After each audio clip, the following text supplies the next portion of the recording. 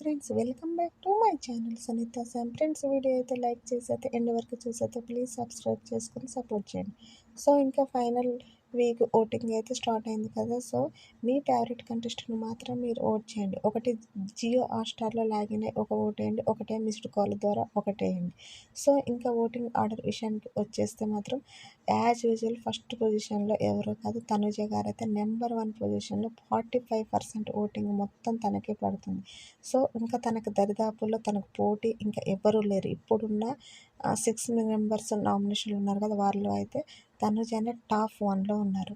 So top 2లో వచ్చేసైతే ఇమాన్యుయల్‌కి అయితే చాలా తక్కువ ఓటింగ్ అని చెప్పాలి. తను చేసే పెర్ఫార్మెన్స్ ఓటింగ్‌కి అసలు సంబంధమే లేకుండా చాలా తక్కువ ఓటింగే పడుతుంది. సో 16% ఓటింగ్ అయితే ఇమాన్యుయల్‌కి పడుతుంది. ఇంకా థర్డ్ పొజిషన్ వచ్చేసి డిమాన్ పవన్ అయితే ఇమాన్యుయల్‌కి అయితే గట్టి పోటీని ఇస్తున్నారు. సో డిమాన్ పవన్‌కి కూడా ఒక 16% ఓటింగ్ అయితే పడుతుంది.